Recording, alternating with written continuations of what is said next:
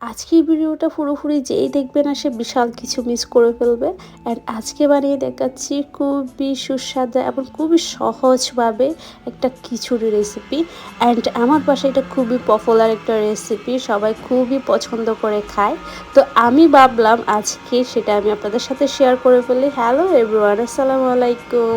আজকে বানিয়ে দেখাচ্ছি আমি খিচুড়ি। তো খিচুড়ির সাথে আজকে অনেক কিছুই থাকছে, সেটা দেখার জন্য পুরো ভিডিওটা অবশ্যই দেখতে হবে। অ্যান্ড ফার্স্ট অফ অল আমি কিছু পেঁয়াজ গ্রেট করে নিচ্ছি। পেঁয়াজের ক্ষেত্রে যদি মনে হয় আপনারা পেঁয়াজ বাটা ইউজ করবে সেক্ষেত্রেও ইউজ করতে পারেন, বাট আমার কাছে খিচুড়ির জন্য মনে হয় কুচি করে দিলে বেটার। অ্যান্ড এই গ্রেটার দিয়ে খুব ভালো একটা গ্রেট হয়ে যায়। অ্যান্ড আমার এখানে লাগছে কিছু আলু এবং টমেটো আমি কিউব করে কেটে নিয়েছি। এরপর চলে যাচ্ছে সরাসরি চুলায়। অ্যান্ড এখানে আমি একটা পাই প্যান বসিয়ে দিয়েছি। First of all 2 table spoon সরিষার তেল দিয়ে দিয়েছি অ্যান্ড 2 টেবিল স্পুন সয়াবিন তেল ইউজ করেছি। এরপর আমি এখানে আমার পরিমাণ মতো করে পেঁয়াজ দিয়ে দিলাম। পেঁয়াজগুলো আমি একটু ব্রাউন কালার হয়ে আসার জন্য ওয়েট করবো, একটু ফ্রাই করে নিচ্ছি। একটু নরম হয়ে আসলে আমি বাকি ইনগ্রিডিয়েন্টস অ্যাড করছি। এরপর অ্যাড করছি 2 টেবিল স্পুন আদা বাটা এবং রসুন বাটা, এটা মিক্স করাই আছে। এরপর ইউজ করছি কিছু আস্ত গরম মশলা। তো আমার আজকে পরিমাণটা একটু বেশি, সেক্ষেত্রে আমি গরম মশলাটাও বেশি ইউজ করেছি। আগে থেকে কিউব করে রাখা দিয়ে দিচ্ছি টমেটোগুলো আমি একটু নেড়ে ছেড়ে কষিয়ে নিচ্ছি। এরপর অ্যাড করছি জিরে গুঁড়ো, এরপর অ্যাড করছি ধনিয়া গুঁড়ো, এরপর অ্যাড করছি হলুদ গুঁড়ো অ্যান্ড হচ্ছে মরিচ গুঁড়ো। সবগুলোই আমি 2 টেবিল স্পুন করে ইউজ করেছি। এরপর আমি মশলাগুলো সব একসাথে খুব ভালোভাবে মিক্স করে নিচ্ছি। সামান্য পানি দিয়ে দিচ্ছি ভালোভাবে মিক্স করে নেওয়ার জন্য। অ্যান্ড এই মশলাটা আমি খুব ভালোভাবে কষিয়ে নিব। এরপর অ্যাড করছি লবণ স্বাদ মতো। আপনি মাছ বা মশলা যেটাই রান্না করেন না কেন, আপনার খাবারের মশলা যত ভালো কষাবেন তত ভালো টেস্ট আসবে। অ্যান্ড এরপরে অ্যাড করে দিয়েছি আগে থেকে কিউব করে রাখা আলুগুলো। অ্যান্ড সামান্য পানি দিয়ে দিলাম আর একটু কষিয়ে নেওয়ার জন্য। এরপর আমি একটা ঢাকনা দিয়ে প্রায় 7 থেকে 8 মিনিট কষিয়ে নিয়েছি। অ্যান্ড কষিয়ে নেওয়ার পর কালারটা দেখেন, তেলটা যখন উপরে চিটকে চিটকে চলে আসবে তখন এরপর অ্যাড করে দিচ্ছি আগে থেকে চাল ডাল ধুয়ে রাখা পানি ঝরিয়ে রেখেছিলাম সেটা।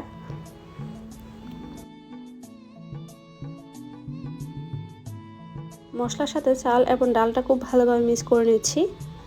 অ্যান্ড এটা খুব ভালোভাবে মিক্স করে নিতে হবে যেন কোনো মশলা কোথাও দলা পেকে না থাকে, সেক্ষেত্রে খেতে ভালো লাগবে না। অ্যান্ড আমি খুব ভালোভাবে মিক্স করে নিয়েছি। এখন ঢাকনা দিয়ে 3 মিনিট করে চাল ডালটা একটু ফ্রাই করে নিচ্ছি। ফ্রাই করে আমি এখন একটু দেখিয়ে দিচ্ছি, এটা একটু উল্টিয়ে পাল্টিয়ে দিচ্ছি। এখন অ্যাড করে দিচ্ছি পানি পরিমাণ মতো। আমি এখানে 1 কেজি চালের সাথে প্রায় আধা কেজি ডাল ইউজ করেছি, সেক্ষেত্রে আমার পানি লেগেছে প্রায় 500 ml মতো। এক্ষেত্রে আপনারা চাইলে ঠান্ডা পানির বদলে গরম পানি ইউজ করতে পারেন। আর সেটা যদি হয় তাহলে ডালটা অবশ্যই আগে থেকে ফুটিয়ে নিতে হবে, তা না হলে ডাল সেদ্ধ হবে না। আমি একসাথে মিক্স করে দেওয়ার কারণে আমি ঠান্ডা পানি ইউজ করেছি যেন একটু টাইম নিয়ে সেদ্ধ হয়। খিচুড়ি 80% হওয়ার পরে ঢাকনাটা উল্টিয়ে একটু নেড়ে ছেড়ে দিতে হবে, তা না হলে উপরগুলো আস্তই থেকে যাবে। অ্যান্ড আমি এখানে অ্যাড করে দিচ্ছি 2 টেবিল স্পুন ঘি। এটা একটু স্মেলের জন্য এটা ইউজ করতে পারেন, আবার স্কিপও করতে পারেন। এরপর উপর থেকে দিয়ে দিচ্ছি ঢাকনা দেওয়ার পর আমি এটা প্রায় 10 মিনিট ধরে দমে রেখে দিব, কোনো নাড়াচাড়া করব না। 10 মিনিট পর এসে দেখতেছি না ডাল এবং চালটা এখনও 100% সেদ্ধ হয়নি, এখনও কিছুটা আস্ত থেকে গেছে। তো সেক্ষেত্রে আমি যেটা করেছি একটা পলিথিন দিয়ে দিয়েছি উপর থেকে। এই পলিথিন দেওয়ার কারণে আমার 100% কিছুটা পারফেক্টলি হয়ে যাবে, আর কোনো প্রবলেম হবে না, আস্ত থাকবে না, একদম ঝরঝরে একটা খিচুড়ি হবে। তো সেটা আপনাদেরকে আমি একটু পরে দেখিয়ে দিব। অ্যান্ড এরপর চলে যাচ্ছে আমি বেগুন ভাজার প্রসেসে। বেগুন ভাজার জন্য আমি দুটো বেগুন একটু কাট করে নিচ্ছি এবং মোটা মোটা করে কেটেছি। অনেকে এটা চাইলে পাতলা করেও কাটতে পারে, সেক্ষেত্রে একটু ভাজার পর ভেঙে যায়, নরম হয়ে যায়, সেটা দেখে ভালো লাগে না। অ্যান্ড এটা মোটা হলেও খুব ভালো একটা সিদ্ধ হয়ে আসে। অ্যান্ড এরপর অ্যাড করছি 1 টেবিল স্পুন মরিচ গুঁড়ো, 1 টেবিল স্পুন হলুদ গুঁড়ো এবং 1 টেবিল স্পুন লবণ। অ্যান্ড এরপর উপর দিয়ে অ্যাড করছি সরিষার তেল, অ্যান্ড এটা আমি খুব ভালোভাবে মিক্স করে নিচ্ছি।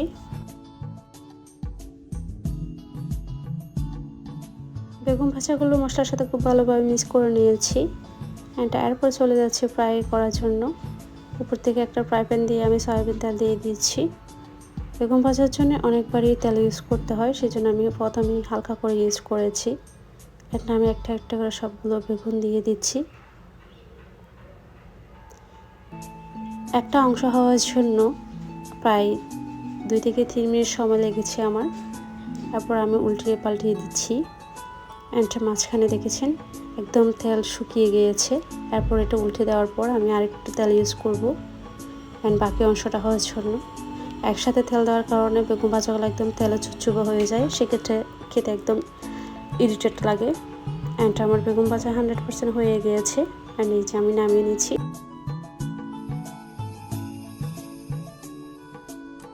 বেগুন ভাজার উপর কোনো রকম তেল চুপচুপ হয়ে নেই, তো বোঝাই যাচ্ছে আজকে আমার বেগুন ভাজাটা দারুণ হয়েছে অ্যান্ড পারফেক্টলি সেদ্ধ হয়ে গিয়েছে। অ্যান্ড এখন চলে এসেছি খিচুড়ির দিকে, তো দেখা যাক খিচুড়িটা পারফেক্টলি ফুটে গিয়েছে কিনা। অ্যান্ড এই যে দেখতে পাচ্ছেন আমার খিচুড়ি কিন্তু 100% রেডি, অ্যান্ড চাল এবং ডাল দেখেই বোঝা যাচ্ছে কতটা পারফেক্টলি ঝরঝরে একটা খিচুড়ি হয়েছে। উত্তরবঙ্গের দিকের মানুষগুলো কিন্তু একটু খিচুড়িটা ভর্তা ভর্তা খেতে পছন্দ করে। আমি আমার আপুকে দেখেছি ওর শ্বশুরবাড়িতে ভর্তা ভর্তা করে খিচুড়ি বানায়, অ্যান্ড ওটাও কিন্তু খেতে খুবই দারুণ হয়। কখনও যদি পসিবল হয় সেটাও একদিন বানিয়ে দেখাবো।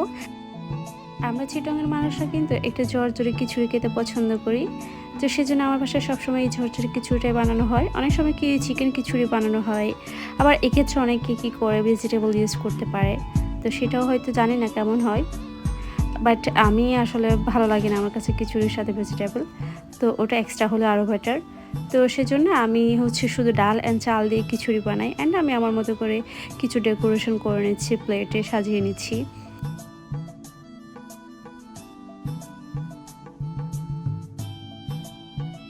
অন্যদিকে আমি আরও একটা প্লেট সাজিয়ে নিচ্ছি, সুন্দর করে একটা প্লেট ডেকোরেশন করে নিচ্ছি সবগুলো একসাথে দিয়ে।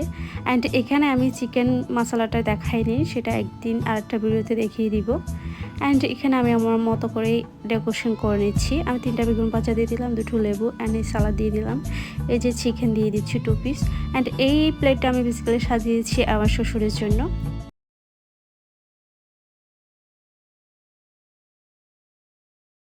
আমার শ্বশুরমশাই কিন্তু একটু খাবার ডেকোরেশন করা হলে বেশি পছন্দ করে, অ্যান্ড এই প্লেটটা স্পেশালি সাজিয়েছি ওনার জন্যই। অ্যান্ড ওনাকে এই প্লেটটা দেওয়ার পর উনি আমাকে জিজ্ঞেস করছিল এটা কোন রেস্টুরেন্ট থেকে অর্ডার দিয়েছো, অ্যান্ড এত সুন্দর করে সাজিয়ে দিয়েছে এভাবে প্লেটে করে। আপনারাও কিন্তু পছন্দের মানুষকে সুন্দর করে একটা প্লেট সাজিয়ে সারপ্রাইজ দিতে পারেন, অ্যান্ড খুবই খুশি হবে আই হোপ। অ্যান্ড আমার শ্বশুরমশাই সত্যি খুবই খুশি হয়েছে, অ্যান্ড এটা খেয়ে তো অনেক দোয়া করেছে, বলে যে মাশাআল্লাহ সব কিছু অনেক ভালো হয়েছে, অনেক মজা হয়েছে। অ্যান্ড আজকের ভিডিওটা পর্যন্ত, সবাই সুস্থ থাকবেন, ভালো থাকবেন, আল্লাহ হাফেজ, আসসালামু আলাইকুম, থ্যাংকস ফর ওয়াচিং।